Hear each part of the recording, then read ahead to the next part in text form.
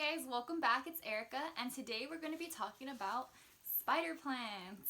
So in my opinion, spider plants are one of the easiest plants to care for and to propagate. So behind me here, I have a bunch of regular spider plants, and then I have two bonny spider plants, which are curly spider plants. I have never bought a regular spider plant. I just propagated one from my grandma's bush outside, and now I have a whole bunch of them because I could not stop propagating them. It was one of my first plants, and I was so happy when I saw it root and start to grow. But yeah, they're very easy to care for and they're very easy to propagate. So let's go through how to care for them. These plants like kind of a brighter area. I keep mine on my eastern facing porch so they get a lot of ambient light throughout the day. These plants can also withstand kind of lower light, but if you put them in a spot that's too dark, they will start to look kind of sickly. So for example, this plant here, I kept it in light conditions that weren't good for it, and as you can see, it's really skinny. It had a bunch of discolored leaves. They were yellow and brown, but I already pulled them off. So this plant had not enough sunlight, and you can see one leaf here even died. So if you get plant leaves like this, you can just pull them off so that the plant focuses more on keeping the good leaves alive than on the dead leaves.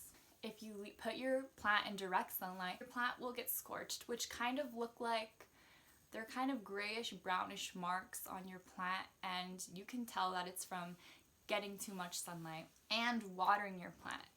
So this plant does have tuberous roots which store water so they can withstand drought. It is better to underwater your plant than to overwater your plant. As with most plants, you can actually let it go a couple of days after it's dried out before you water it again. It's a very low maintenance plant. But if you do overwater it, they will get this brown spot in the center of their leaf from overwatering. And if you underwater your plants, they will get crispy tips. Or if it's just in an environment that's not humid enough, it'll also get crispy tips. Since I live in Southern California and it's very dry outside, my spider plants do get crispy tips, but that's okay. If they really bother you that much, you can just cut them off. Okay, and fertilizing this plant. I usually fertilize these plants every time I water them because right now it is summertime. In the winter, I won't fertilize them at all. Alright, I think that's it for the care of the spider plant. So, propagating these plants. As you can see, they have these little babies coming out, and this happens when the plant is in conditions that it's really happy with and when it's kind of root bound.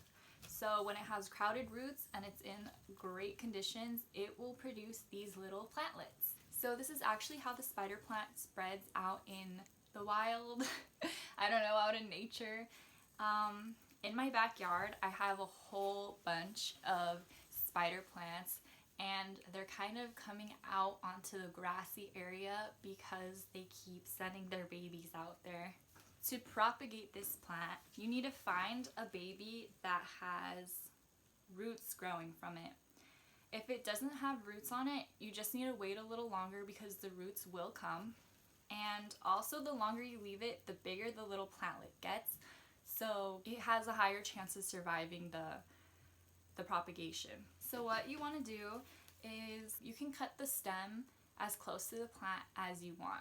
If you want to cut the stem from right here, you can do that and root it like that. I have some of my little plants from outside. As you can see, their roots are very big. So there are two different ways that you can help the roots grow. You can put them in soil or you can put them in water. When you put them in soil, you can just get general soil. These plants aren't that picky. And then make a little hole for them that will fit the roots, and you really just stick the plant in there just like that. Once you stick your plant into the soil, you can just water it.